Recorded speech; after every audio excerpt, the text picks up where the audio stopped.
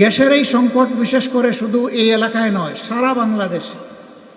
এখন আপনারা দেখতে পাচ্ছেন গ্যাসের যে পাম্পগুলো আছে সেখানেও সংকট তো হবেই।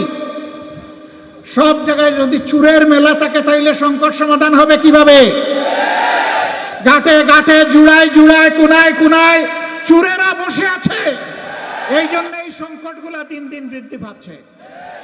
বৈধ লাইন যে নিয়েছে সে গ্যাস পায় না, আবার বাঁকা পথে চুরি করে যে লাইন নিয়েছে ও ঠিকই গ্যাস পায়।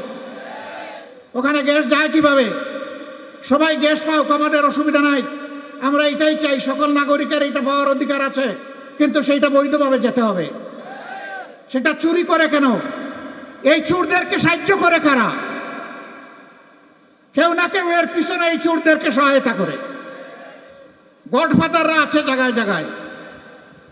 সম্মানিত ভাইরা, একটুখানি রাস্তা, তারপরে আমাদের হকার ভাইয়েরা সেখানে দোকান বসায় রেখেছে। কেন তাদেরকে এইখানে বসতে হবে? হ্যাঁ, তাদের রুজি রোজগারের অবশ্যই প্রয়োজন আছে, তাদেরকে সম্মানজনক জায়গা তৈরি করে দেয়া হচ্ছে না কেন? চলাচলের রাস্তা কেন তাদের হাতে তুলে দেওয়া হয়েছে? কে তুলে দিয়েছে?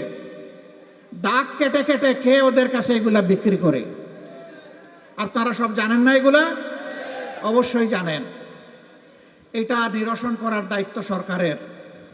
আপনাদের হয়ে সংসদের ভিতরে আমরা চিৎকার দিয়ে কথা বলেছি যে এগুলার আমরা সমাধান চাই। সমাধান যাদের হাতে তাদেরকেই সমাধান করতে হবে।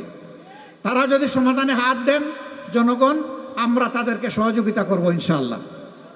কিন্তু হাত যদি না দেন, এই বোঝা যদি আরো ভারী হয়, তাহলে একসময় বোঝা গিয়ে তাদের গাড়ে পড়বে ইনশাআল্লাহ।